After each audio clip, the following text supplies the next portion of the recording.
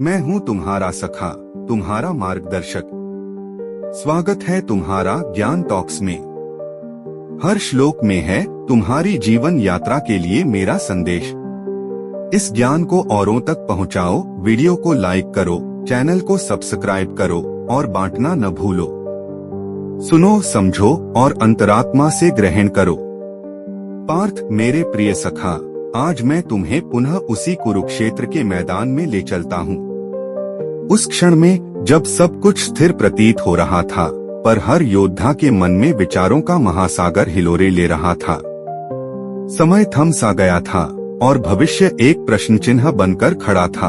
वहाँ उस रणभूमि में केवल शस्त्रों का ही प्रदर्शन नहीं हो रहा था, बल्कि भय, अहंकार, मोह और कर्तव्य की भावनाएं भी आपस में टकरा रही थीं। दुर्योधन, हस्तिनापुर का राजकुमार, जिसके अहंकार और जिसकी हठ ने इस महायुद्ध को जन्म दिया था, अपने गुरु द्रोणाचार्य के समीप खड़ा था। उसकी आंखें पांडव सेना का अवलोकन कर रही थीं, पर उसका मन भय और असुरक्षा के अथाह सागर में गोते खा रहा था। जब मनुष्य भयभीत होता है तो वह या तो कायर हो जाता है या फिर अपनी शक्ति का झूठा प्रदर्शन करता है। वह अपनी ताकत को बार बार गिनता है, स्वयं को और दूसरों को यह विश्वास दिलाने के लिए कि वह दुर्बल नहीं है। दुर्योधन यही कर रहा था। वह अपने गुरु को अपने शत्रुओं की शक्ति का परिचय नहीं दे रहा था, बल्कि वह तो अपने कांपते हुए हृदय को सांत्वना देने का प्रयास कर रहा था। वह अपने मन में बैठे भय के अंधकार को शब्दों के दीपक से मिटाने की व्यर्थ चेष्टा कर रहा था। उसने अपने महान योद्धाओं का नाम लिया, उसने अपने पितामह और गुरु की महानता का बखान किया, पर उसका मन शांत नहीं हुआ। अब उसकी दृष्टि पांडव सेना के कुछ और महारथियों पर पड़ती है। वह देखता है कि केवल भीम और अर्जुन ही नहीं, वहाँ और भी ऐसे योद्धा हैं जिनका तेज सूर्य के प्रकाश को भी चुनौती दे रहा है। उसके मुख से जो शब्द निकलते हैं वे केवल शब्द नहीं, वे उसके भय की प्रतिध्वनि हैं। सुनो वह क्या कहता है। युधामन्युश्च विक्रांत उत्तमौजाश्च वीर्यवान, सौभद्रो द्रौपदेयाश्च सर्व एव महारथाः। इसका अर्थ है, और सुनो मेरे प्रिय सखा, इन शब्दों के पीछे छिपे भाव को भी सुनो। दुर्योधन कहता है, गुरुदेव, पांडव सेना में अत्यंत पराक्रमी युधामन्यु हैं और महाशक्तिशाली उत्तमौजा भी उपस्थित हैं। सुभद्रा के पुत्र अभिमन्यु और द्रौपदी के 5 पुत्र, ये सभी के सभी महारथी हैं। देखो वह कैसे एक एक योद्धा को गिन रहा है। वह अपनी सेना की तुलना में शत्रु सेना के हर उस वीर को देख रहा है जो उसकी पराजय का कारण बन सकता है। यह गणना कौन कर रहा है? एक राजा? नहीं, यह गणना भय कर रहा है। यह असुरक्षा की भावना है जो मनुष्य को अपनी शक्ति पर विश्वास करने से रोकती है और उसे निरंतर शत्रु की शक्ति का आकलन करने पर विवश करती है। अब इस दृश्य को अपने आज के जीवन में देखो। क्या तुम्हारा जीवन भी एक कुरुक्षेत्र नहीं है, जहां हर दिन तुम्हें अपने भय, अपनी चिंताओं, अपनी इनसिक्योरिटीज से युद्ध नहीं करना पड़ता? चलो मैं तुम्हें आज के अर्जुन, आज के एक साधारण मनुष्य की कहानी सुनाता हूँ। उसका नाम है आरव। आरव एक बहुत प्रतिभाशाली युवक है जो एक बड़ी मल्टीनेशनल कंपनी में एक महत्वपूर्ण प्रोजेक्ट का नेतृत्व कर रहा है। यह प्रोजेक्ट उसके करियर के लिए एक निर्णायक मोड़ है। सफलता उसे शिखर पर पहुंचा सकती है और असफलता उसे वर्षों पीछे धकेल देगी। उसका प्रतिद्वंद्वी एक और टीम है जो उसी प्रोजेक्ट के एक दूसरे हिस्से पर काम कर रही है।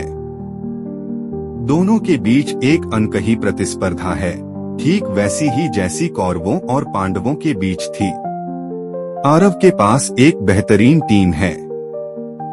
उसकी टीम में युधामन्यु है, एक ऐसा प्रोग्रामर जो किसी भी चुनौती से नहीं डरता, जो अन्याय और गलत लॉजिक के विरुद्ध तुरंत आवाज उठाता है, जिसका क्रोध भी रचनात्मक है। उसकी टीम में उत्तमौजा है, एक मार्केटिंग हेड जिसके पास विचारों की असीम ऊर्जा है, जिसकी वाणी में तेज है और जो किसी भी प्रोडक्ट को बाजार का राजा बना सकता है। उसकी टीम में अभिमन्यु है, एक युवा ट्रेनी जो अभी अभी कॉलेज से निकला है, पर उसका उत्साह और नई चीजें सीखने का साहस बड़े ब्रो को मात देता है। वह किसी भी मुश्किल समस्या के चक्रव्यूह में घुसने से नहीं डरता और उसकी टीम में द्रौपदी के पुत्रों की तरह निष्ठावान सदस्य भी हैं, जो आरव के एक इशारे पर दिन को रात और रात को दिन करने के लिए तैयार हैं। ऊपर से देखने पर आरव की स्थिति बहुत मजबूत है। उसके पास संसाधन हैं, एक सक्षम टीम है और उसे अपने सीनियर्स का समर्थन भी प्राप्त है। फिर भी हर रात जब वह घर लौटता है तो उसका मन दुर्योधन की तरह ही अशांत हो जाता है। वह अपने बिस्तर पर लेटकर घंटों तक अपनी प्रतिद्वंद्वी टीम के बारे में सोचता है। वह सोचता है, उनके टीम लीडर के पास मुझसे ज्यादा अनुभव है, उनका बजट शायद हमसे ज्यादा है। मैंने सुना है कि उनका प्रेजेंटेशन बहुत प्रभावशाली था। उनके पास वो नया सॉफ्टवेयर है जो हमारे पास नहीं है। वह अपनी टीम की शक्तियों को भूलकर, अपनी टीम के युधामन्यु और उत्तमौजा के पराक्रम को भूलकर केवल उन चीजों पर ध्यान केंद्रित करता है जो उसके पास नहीं है। वह अपने मन में एक एक करके प्रतिद्वंद्वी टीम के सदस्यों की गिनती करता है, ठीक वैसे ही जैसे दुर्योधन पांडव सेना के महारथियों की गिनती कर रहा था। यह भय, यह असुरक्षा आरव के निर्णयों को प्रभावित करने लगती है। वह अपनी टीम पर विश्वास करने की बजाय उन पर माइक्रो मैनेजमेंट करने लगता है। वह अपने युधामन्यु की रचनात्मक आक्रामकता को नियंत्रित करने की कोशिश करता है, क्योंकि उसे डर लगता है कि कहीं वो कुछ ज्यादा न बोल दे। वह अपने उत्तमौजा की ऊर्जावान योजनाओं को बहुत ज्यादा रिस्की कहकर खारिज कर देता है। वह अपने अभिमन्यु को नई चुनौतियों में भेजने से डरता है, यह सोचकर कि कहीं वह असफल न हो जाए। वह अपने निष्ठावान साथियों पर भी संदेह करने लगता है। परिणाम, जो टीम एक अजेय सेना थी, वह अब दिशाहीन और हतोत्साहित महसूस करने लगती है। आरव का मन, जो एक सेनापति का मन होना चाहिए था, वह दुर्योधन का मन बन गया है, भयभीत, असुरक्षित और स्वयं की शक्ति पर अविश्वासी। यही है इस श्लोक की आधुनिक प्रासंगिकता। तुम सब आरव हो, तुम्हारे भीतर असीम शक्तियां हैं। तुम्हारे पास विवेक रूपी युधामन्यु है जो सही और गलत के लिए लड़ता है। तुम्हारे पास प्राण शक्ति रूपी उत्तमौजा है जो तुम्हें हर दिन कार्य करने की ऊर्जा देती है। तुम्हारे पास साहस रूपी अभिमन्यु है जो तुम्हें नई चुनौतियों को स्वीकार करने के लिए प्रेरित करता है। और तुम्हारे पास तुम्हारी इंद्रियां और अच्छे संस्कार रूपी द्रौपदी के पुत्र हैं, जो यदि सही दिशा में लगे तो किसी भी लक्ष्य को भेद सकते हैं। परंतु जब तुम संसार रूपी कुरुक्षेत्र में उतरते हो तो तुम अपनी इन भीतरी शक्तियों को देखने के बजाय बाहर की चुनौतियों और दूसरों की सफलताओं को गिनने लगते हो। तुम कहते हो, उसके पास मुझसे ज्यादा पैसा है, उसकी सामाजिक प्रतिष्ठा मुझसे ज्यादा है, उसके बच्चे ज्यादा सफल हैं, उसका स्वास्थ्य मुझसे बेहतर है। यह तुलना, यह गणना तुम्हारे भीतर के दुर्योधन को, तुम्हारे अहंकार और भय को पोषित करती है। और जब भय और अहंकार तुम्हारे मनरथ के सारथी बन जाते हैं तो तुम्हारी अपनी ही शक्तियां तुम्हारे विरुद्ध काम करने लगती हैं। तुम्हारा विवेक कुंद हो जाता है, तुम्हारी ऊर्जा घट जाती है, तुम्हारा साहस संदेह में बदल जाता है और तुम्हारी इंद्रियां तुम्हें भटकाने लगती हैं। दुर्योधन का अपने गुरु को यह सब बताने का उद्देश्य क्या था? वह द्रोणाचार्य को उकसा रहा था।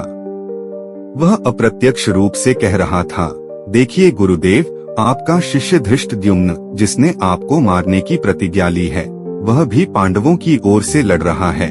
देखिए उनके पास कितने महारथी हैं। आप मेरे नमक का ऋण चुकाइए। आप पूरी शक्ति से युद्ध कीजिए। भयभीत व्यक्ति अक्सर दूसरों पर दोषारोपण करता है और उन्हें उनकी जिम्मेदारियों का एहसास दिलाने की कोशिश करता है, क्योंकि वह स्वयं अपनी जिम्मेदारी उठाने में असमर्थ होता है। आरव भी यही करता है। जब प्रोजेक्ट में देरी होने लगती है तो वह अपनी टीम मीटिंग में कहता है, हमें और मेहनत करनी होगी। आप लोग अपना सर्वश्रेष्ठ नहीं दे रहे हैं। वह अपनी आंतरिक असुरक्षा और गलत निर्णयों का दोष अपनी टीम पर मढ़ने की कोशिश करता है। वह यह भूल जाता है कि एक लीडर का, एक राजा का धर्म अपनी सेना का मनोबल बढ़ाना है, न कि उनकी गिनती करके भयभीत होना या उन्हें भयभीत करना। सच्चा लीडर वह है जो अपनी टीम के युद्धामन्यु को सही दिशा में लड़ने की स्वतंत्रता दे, उत्तमौजा की ऊर्जा को पंख दे और अभिमन्यु के साहस पर विश्वास करे। अब इस श्लोक के गहरे आध्यात्मिक अर्थ को समझो। यह कुरुक्षेत्र कहीं बाहर नहीं, यह तुम्हारे अपने ही मन के भीतर है। यह धर्म क्षेत्र और कुरुक्षेत्र तुम्हारा ही चित्त है। और ये योद्धा कौन है? ये तुम्हारी वृत्तियां हैं, तुम्हारी मानसिक प्रवृत्तियां। पांडव सेना तुम्हारी दैवीय वृत्तियां हैं, विवेक, वैराग्य, शांति, संतोष, साहस। और कौरव सेना, वह तुम्हारी आसुरी वृत्तियां हैं, काम, क्रोध, लोभ, मोह, अहंकार, ईर्ष्या। दुर्योधन तुम्हारा अहंकार है जो मनरूपी हस्तिनापुर पर अपना अधिकार जमाए रखना चाहता है। इस श्लोक में वर्णित योद्धा तुम्हारी ही सकारात्मक शक्तियों के प्रतीक हैं। युद्धामन्यु इसका शाब्दिक अर्थ है जो युद्ध में क्रोधी हो। यह कैसा क्रोध है? यह सांसारिक क्रोध नहीं है। यह राइटियस इंडिग्नेशन है, धर्म का क्रोध। जब तुम अपने भीतर की बुराइयों को, अपनी अज्ञानता को, अपनी जड़ता को देखते हो तो उसे नष्ट करने के लिए जो तीव्र संकल्प उठता है वही युद्धामन्यु है। यह आलस्य के विरुद्ध, अन्याय के विरुद्ध, असत्य के विरुद्ध तुम्हारे भीतर का योद्धा है। जब तुम साधना में बैठते हो और तुम्हारा मन भटकता है तो उस भटकते हुए मन को वापस लाने का जो दृढ़ निश्चय है वही युद्धामन्यु है। विक्रांत इसका अर्थ है पराक्रमी, साहसी। यह तुम्हारे भीतर का वो साहस है जो तुम्हें आध्यात्मिक मार्ग की कठिनाइयों का सामना करने की शक्ति देता है। समाज क्या कहेगा, लोग क्या सोचेंगे, इस भय से ऊपर उठकर सत्य के मार्ग पर चलने का जो बल है वही विक्रांत है। यह तुम्हारी कंफर्ट जोन से बाहर निकलने का साहस है। उत्तमौजा इसका अर्थ है जिसके पास उत्तम ओज हो। ओज केवल शारीरिक बल नहीं है, यह तुम्हारी आध्यात्मिक और मानसिक ऊर्जा है। जब तुम ब्रह्मचर्य का पालन करते हो, सात्विक भोजन करते हो, अच्छे विचारों का चिंतन करते हो तो तुम्हारे भीतर एक दिव्य ऊर्जा का संचय होता है जिसे ओज कहते हैं। यही ओज तुम्हारी बुद्धि को तीव्र करता है, तुम्हारी स्मरण शक्ति को बढ़ाता है और तुम्हारे चेहरे पर एक दिव्य तेज लाता है। आध्यात्मिक प्रगति के लिए इस उत्तमौजा का होना नितांत आवश्यक है। यही वो शक्ति है जो तुम्हें लंबे समय तक ध्यान और साधना में टिके रहने में सहायता करती है। सौभद्र सुभद्रा का पुत्र अभिमन्यु। अभिमन्यु ज्ञान और साहस का प्रतीक है। वह युवा है, ऊर्जा से भरा है और उसे चक्रव्यूह में प्रवेश करने का ज्ञान है, भले ही बाहर निकलने का नहीं।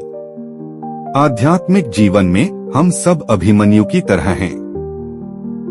हम शास्त्रों को पढ़कर, गुरुओं से सुनकर साधना के चक्रव्यूह में प्रवेश तो कर जाते हैं, पर माया के इस चक्रव्यूह से बाहर निकलना अत्यंत कठिन है। अभिमन्यु का शौर्य इस बात का प्रतीक है कि ज्ञान के साथ साथ पूर्ण समर्पण और निर्भयता भी आवश्यक है।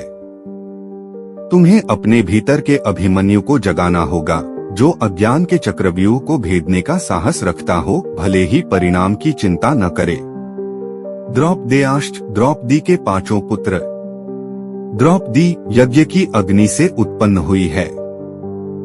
वह तुम्हारी शुद्ध अनुशासित बुद्धि का प्रतीक है। और उसके 5 पुत्र प्रतिविंध्य, सुतसोम, श्रुतकर्मा, शतानीक और श्रुतसेन तुम्हारी 5 ज्ञानेंद्रियों आँख, कान, नाक, जिह्वा, त्वचा, के अनुशासित और सात्विक उपयोग के प्रतीक हैं। जब तुम्हारी बुद्धि द्रौपदी शुद्ध और यज्ञमय होती है तो तुम्हारी इंद्रियों से उत्पन्न होने वाले अनुभव भी तुम्हें बंधन में नहीं डालते, बल्कि वे तुम्हारे सहायक बन जाते हैं। तुम्हारी आंखें शुभ दर्शन करती हैं, तुम्हारे कान मेरा ही गुणगान सुनते हैं, तुम्हारी जिह्वा मेरा ही प्रसाद ग्रहण करती है। ये ही द्रौपदी के पुत्र हैं, जो महारथी बनकर तुम्हारी आध्यात्मिक यात्रा में तुम्हारी सहायता करते हैं। तो देखो, दुर्योधन रूपी अहंकार इन सभी दैवीय शक्तियों को देखकर भयभीत हो रहा है।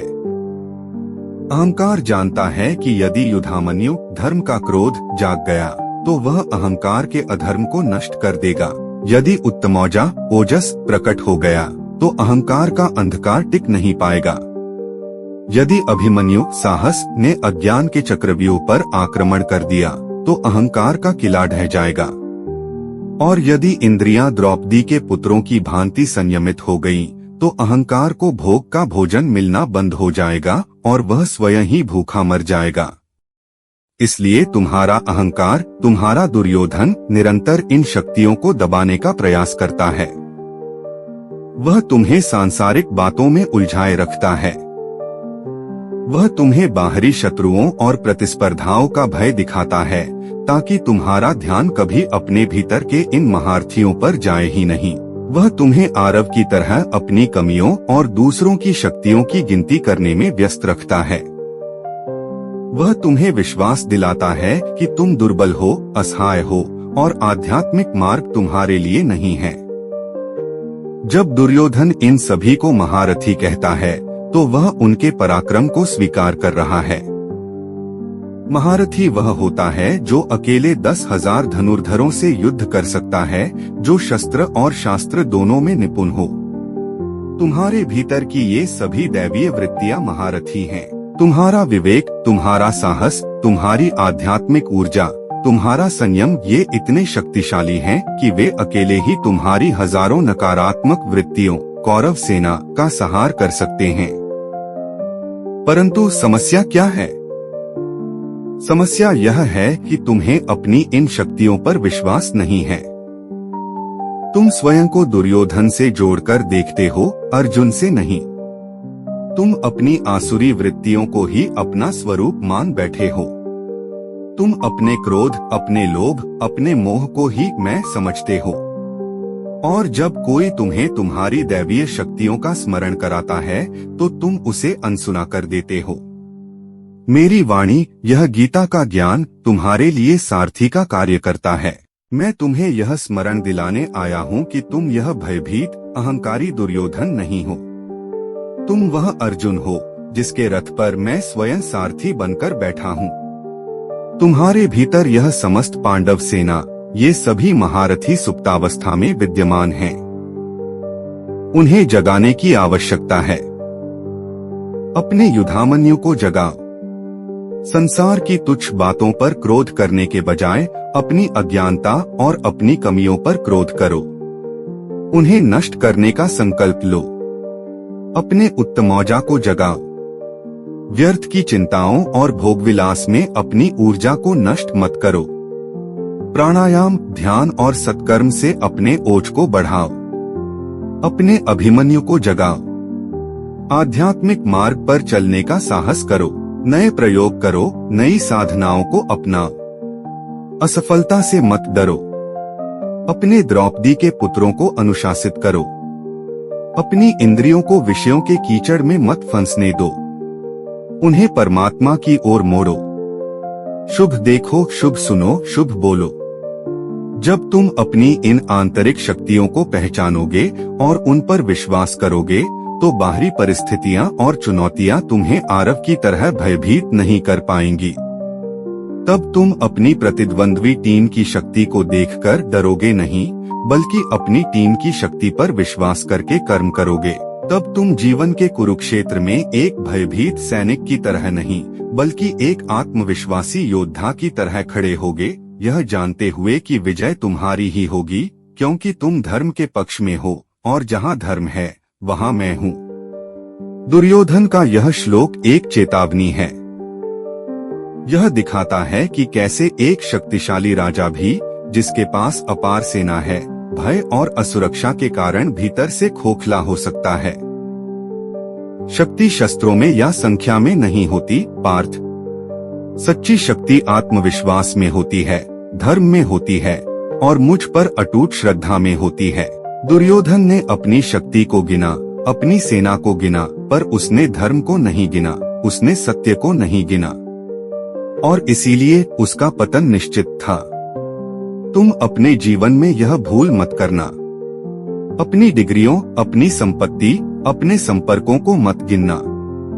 यह सब बाहरी आवरण है। अपने भीतर के गुणों को गिनो, अपनी सत्यनिष्ठा को, अपनी करुणा को, अपने साहस को, अपनी मुझ पर श्रद्धा को डोट इन महारथियों को पहचानो। ये कभी तुम्हारा साथ नहीं छोड़ेंगे। यही तुम्हारी सच्ची सेना है जो तुम्हें जीवन के हर कुरुक्षेत्र में विजयी बनाएगी। भय से गणना उत्पन्न होती है और श्रद्धा से समर्पण। दुर्योधन गणना कर रहा था, अर्जुन ने अंत में समर्पण किया। तुम्हें गणना नहीं करनी है, तुम्हें समर्पण करना है। अपने मन बुद्धि को मुझे सौंप दो और फिर मैं तुम्हारे भीतर के इन सभी महारथियों को स्वयं जागृत करूंगा और तुम्हारे जीवन युद्ध का संचालन अपने हाथों में ले लूंगा। तुम्हें बस अपना गांडीव उठाकर कर्म करना है, पूरी निष्ठा और पूरे विश्वास के साथ।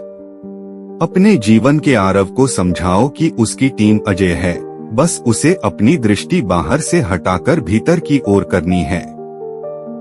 दूसरों की शक्ति का आकलन करने से पहले अपनी अंतरात्मा की शक्ति को पहचानो। यदि मेरा संदेश तुम्हारे मन को स्पर्श करे तो इसे औरों के साथ बांटो। चैनल को सब्सक्राइब करो, वीडियो को लाइक करो, क्योंकि हर जीव को मेरी आवश्यकता है। मैं सदा तुम्हारे साथ हूँ।